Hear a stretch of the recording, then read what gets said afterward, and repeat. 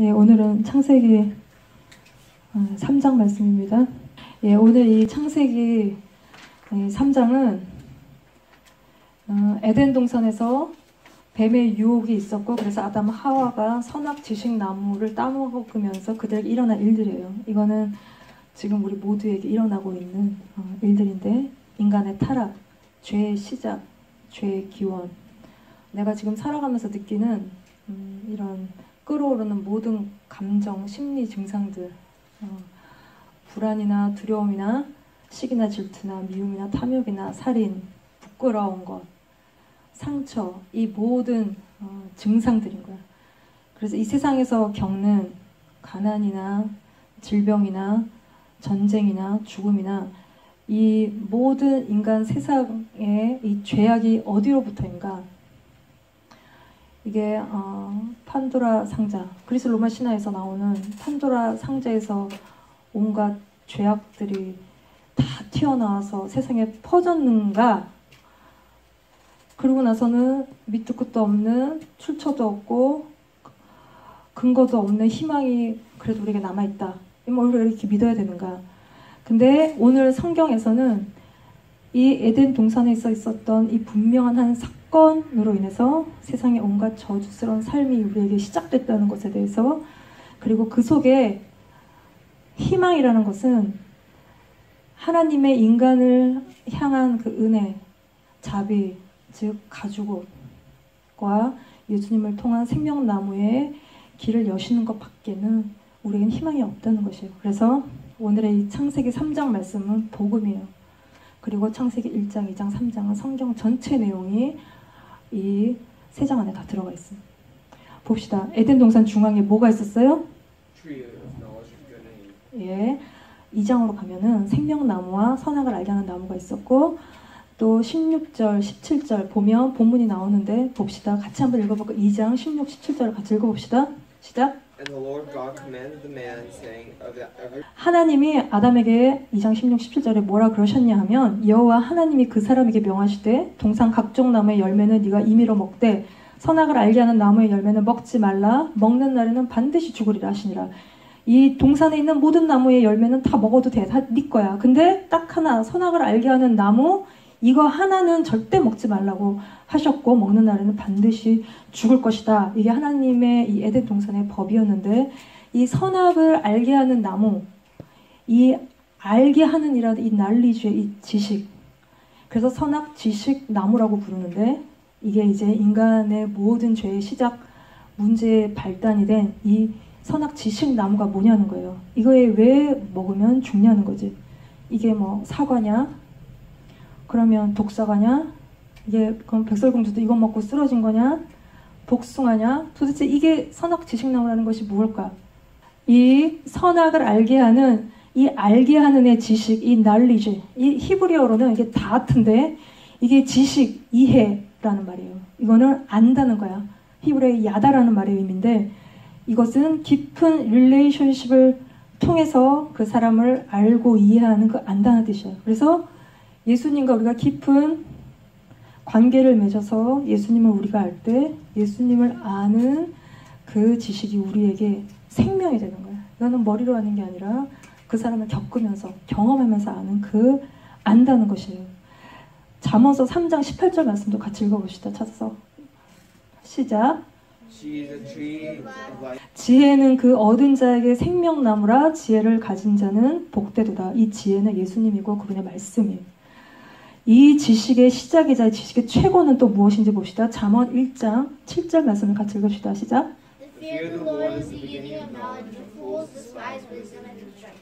예, 여호와를 경외하는 것이 지식의 근본이에요. 이 여호와를 경외한다는 게 무엇인가? 경외한다는 것은 두려워한다는 것이에요. 이게 지식의 시작이라는 거예요. 근데 어리석은 자들은 이걸 다 멸시하고 무시한다는 거예요. 그래서 우리가 겁을 상실한, 겁이 없는 자들은, 하나님에 대한 지식, 두려워하는 마음이 없는 사람들은 하나님이 어디 있어? 이러는 사람은 하나님을 아는 지식이 없는, 곧 생명이 없는 자라는 거예요. 우리가 하나님을 두려워할 때 내가 죄인인 것을 알고, 내가 죄인인 것을 알 때 하나님이 우리에게 예수님을 보여주시는데, 그 예수님을 통해서 우리가 생명으로 인도되어지는 이게 우리가 아는 최고의 지식인 것이. 그래서 그런 사람들은 하나님의 말에 귀를 기울이고 그 말에 순종하는 것입니다.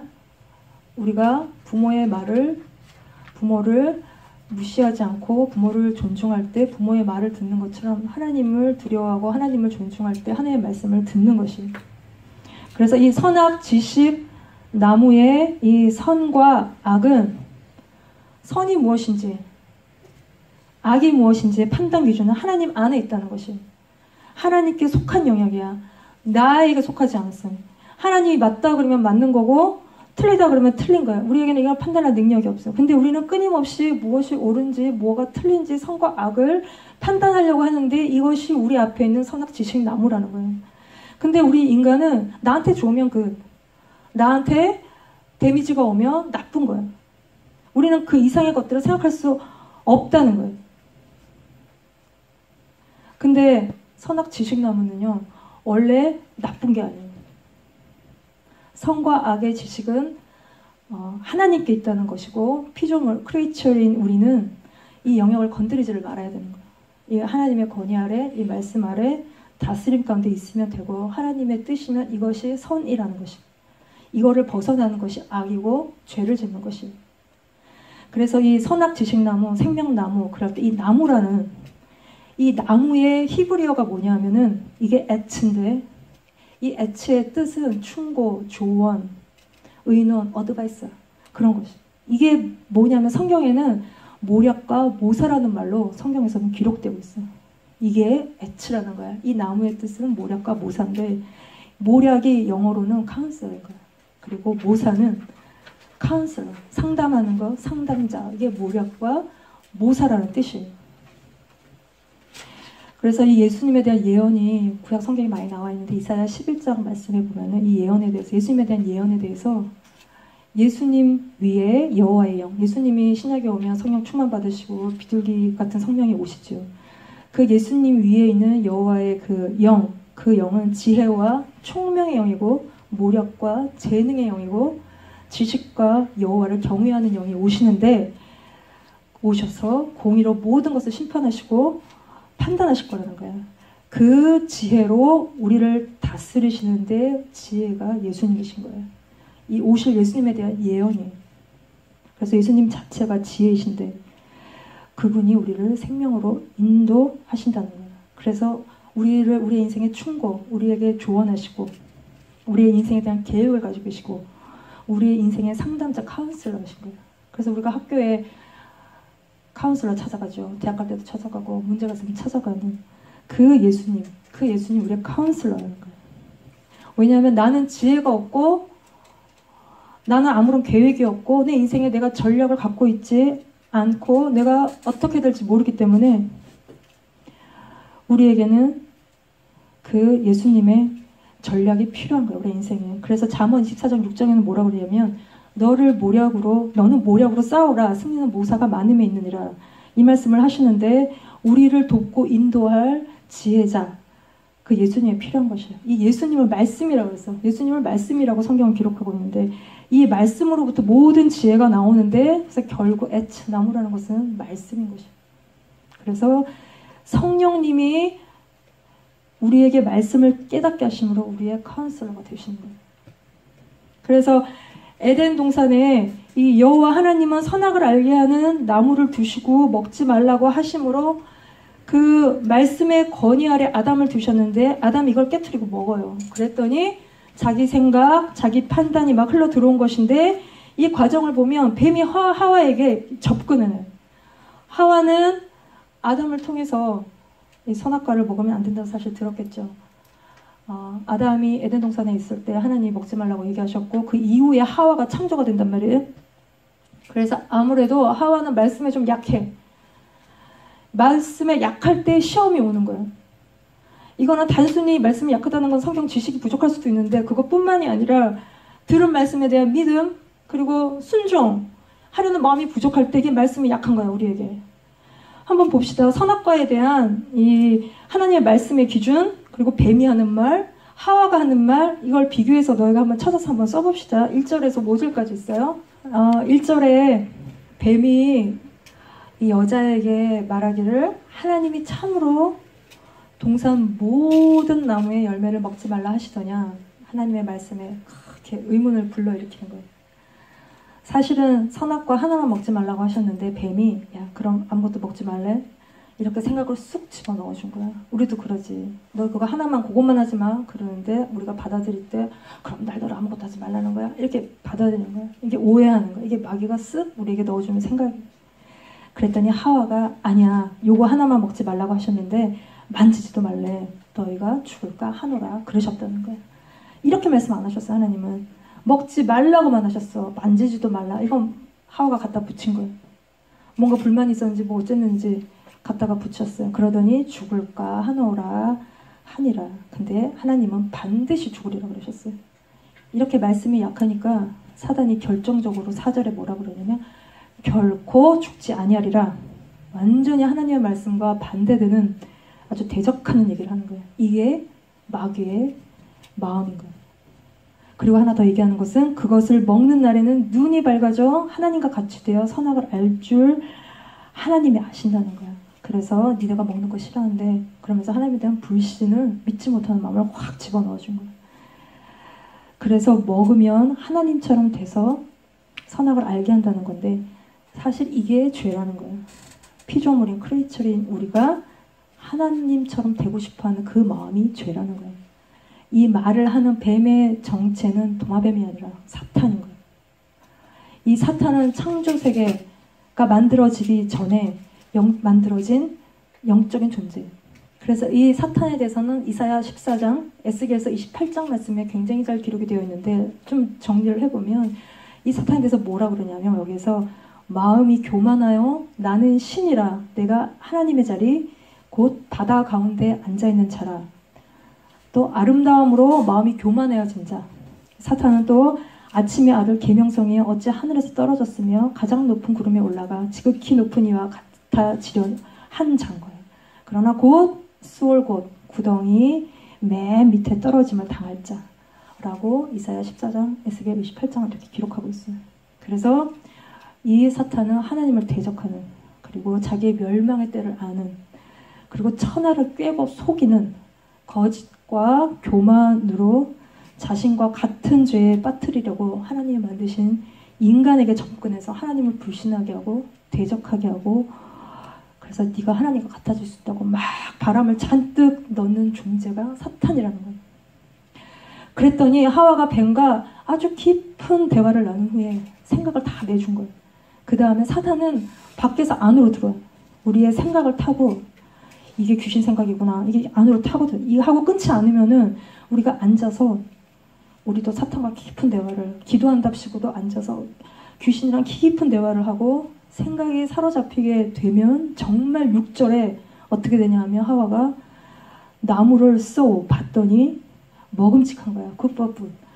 먹음직하고 눈에 보기에 보암직하고 탐스러운 거야. 그리고는 손을 뻗쳐서 먹지 말라는 걸 따먹게 되는 거야. 이게 우리도 지금 죄를 짓는 똑같은 과정이에요. 생각에서 밀리면 게임이 끝난 거라는 거예요. 그래서 먹음직, 보암직, 탐스러움. 이 탐스러운 거. 하나님이 하신 말씀을 머리에 싹싹 지우고 나무를 딱 보니까 이게 아주 탐스러운 거예요. 지혜롭게 할 만큼. 이 탐스럽다는 히브리어 말, 이거는 타하바인데 이 타하바의 뜻은 정욕, 욕망, 탐욕, 우리 안에 디자이어. 그래서 십계명 10번째도 이웃의 집을 탐내지 말라 그랬어. 아내도 종도 소유도 탐내지 말라고 했는데 이건 정상적인 욕구가 아니라 현실에 대한 불만족. 그래서 더 먹고 싶고 더 갖고 싶고 더 높아지고 싶은 되게 교만하고 음란한 우리의 육체의 욕구예요. 그래서 비교하는 마음이 생기고 다른 사람 손에 있는 떡이 더 커 보이는 욕구불만, 불평하는 마음인데 이건 스스로 부족하다고 느끼는 건데 현실은 부족해? 아무것도 부족하지 않는 에덴에 살고 있어. 아담과 하와는. 하나님이 다 먹으라고 했어. 전혀 배가 고프지 않아. 못 먹어서 오는 욕구가 아니고 다 먹고도 먹지 말라는 그 하나 더 먹고 싶은 욕구라는 거예요. 그래서 다윗도 그렇게 많은 자기의 것이 있는데 남의 양 한 마리를 취하는 거예요. 그 욕구인 거야. 우리 안에 있는 탐욕이고 욕망이고 그리디한 마음인 거예요. 그래서 우리가 먹고 싶은 대로 다 먹고 하고 싶은 대로 다 하고 반드시 죽으리라 하신 대로 죽는 결과를 낳는 거예요. 그래서 우리 안에 불평이 올라올 때 내가 이런 생각 저런 생각이 올라올 때 이게 욕심이구나라는 걸 알아야 돼. 내가 감사를 잃어버렸을 때 내가 부족한 게 아니야. 현실은 부족하지 않아. 너희들에게 부족한 것은 없어. 근데 이게 우리 안에 이게 욕심으로 오는 생각인 거예요. 근데 예수님은 40일을 금식과 최악의 조건이야. 너희 40일을 굶어봤니? 40일을 굶고 돌아가신 목사님들이 되게 많은데 40일을 굶고 광야에서 사탄에게 시험을 받으실 때 예수님이 최악의 조건에서 아담 하와는 최고의 조건에서 시험을 받았는데 이 아주 굶주린 상태에서 돌로 떡 만들라고 하는 사탄의 말에도 예수님이 육체 욕구, 굶주린 배고픔의 욕구는 이게 아주 근본적인 욕구. 이걸 이길 사람이 없는데 이 욕구를 이기시고 또 세상 영광 다 주겠다는 사탄의 소리도 자기 영광을 구하는 길로 가지 않으시고 이기시고 다 이겨내심으로 우리의 소망이 되셨다는 거예요. 예수님은. 그래서 우리가 더 이상 아담처럼 실패하지 않고 우리의 들끓는 욕구, 더 먹고 싶고 더 갖고 싶고 내가 최고가 되고 싶고 그런 나를 부인하고 디나이하는 다 버리는 길의 모범을 예수님이 우리에게 보여주신 거라는 거예요. 근데 생각이 들어오고 자신의 욕망에 사로잡힌 하와는 따먹고 이게 또 하와가 뜬금없이 나누고 베푸는 정신을 발휘하는데 남편에게도 이거를 나눠주는 거예요. 먹었더니 결과가 무엇이에요? 그치. 7절에 그들의 눈이 밝아져서 이게 오픈됐다는 이게 무슨 뜻이에요? 눈이 밝아진 게 뭐예요?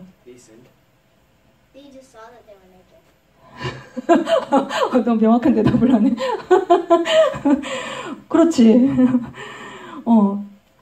눈이 밝아져서 한 행동을 보면 눈이 밝아진 게 뭔지를 아는데 그 7절에 자기들이 벗은 걸 알게 됐어. 그래서 부끄러워서 무화과 나무 잎으로 치마를 만들어 입고 부끄러운 것을 가렸어.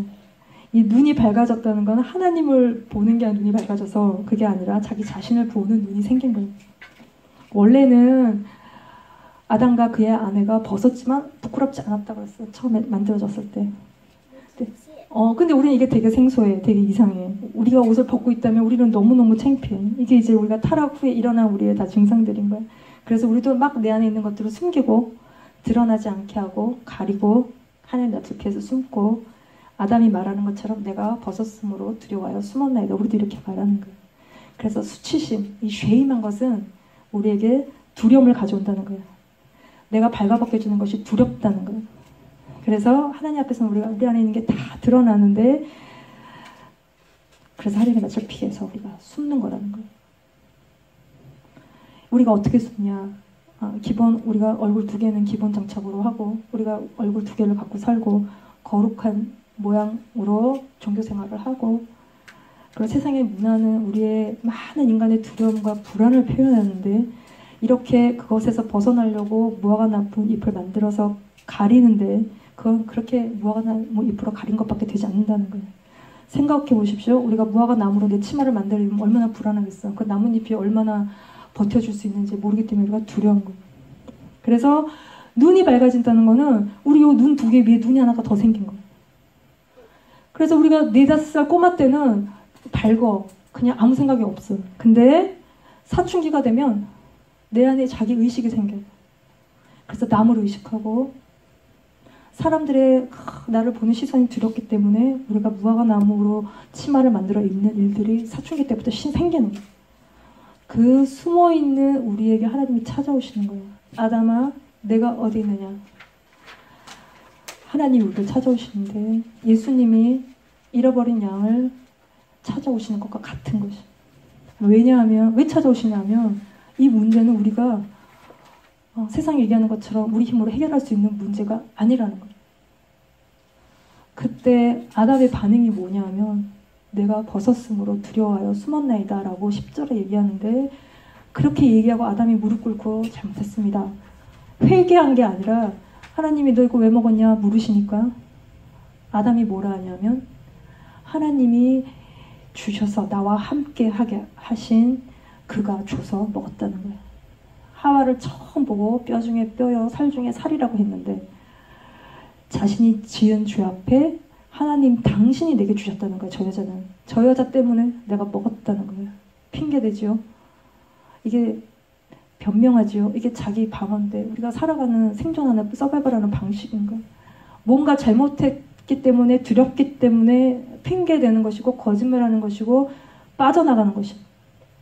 가리지 숨고 다른 사람 탓을 하는 삶이 우리 삶에 그대로 있어. 그게 우리의 이제 죄성인 거 다 그대로 다 있어. 우리가 그렇게 살고 있는데 이 삶에 대한 하나님의 벌이 있어요. 이 형벌이 무엇인지 한번 찾아 써봅시다. 뱀에게 하와에게 아담에게 내리신 하나님의 형벌이 있습니다. 14절에서 19절까지 봅시다. 뱀은 딴 짐승보다 더 저주를 받아서 배로 기어다니는 벌을 받고 여자는 임신하는 고통을 크게 더하시는 거예요.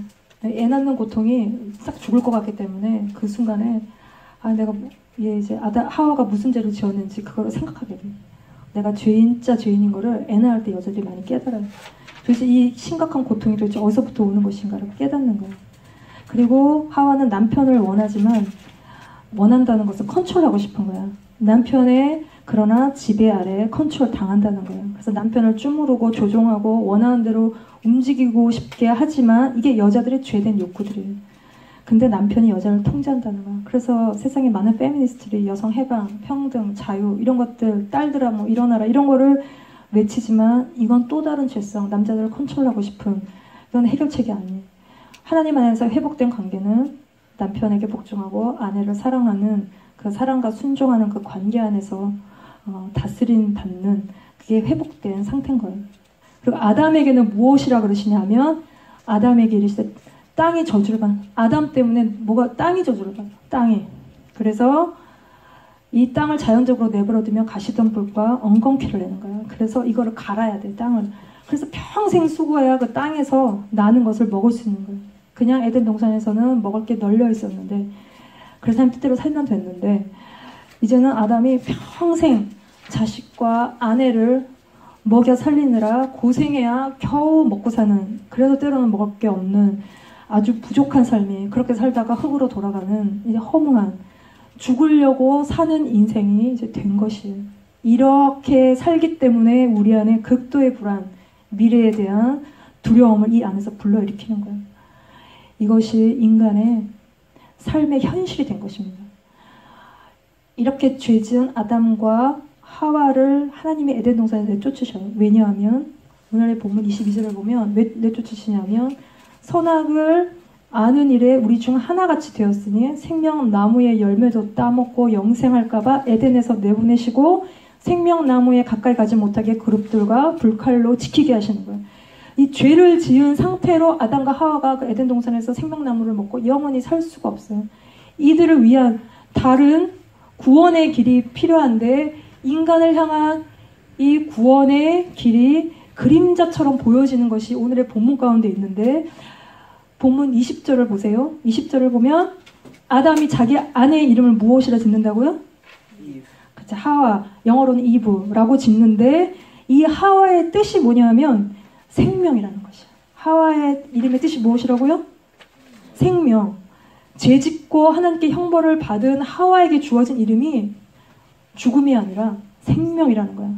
그래서 로마서 5장 12절 말씀을 같이 한번 찾아서 읽어봅시다. 그러므로 한 사람으로 말미암아 죄가 세상에 들어오고 죄로 말미암아 사망이 들어왔나니 이와 같이 모든 사람이 죄를 지었으므로 사망이 모든 사람에게 이르렀느니라. 그러고 나서 뒤에 보면 한 사람 예수님으로 말미암아 우리가 의롭다함을 얻고 생명에 이르게 됐다는 것입니다.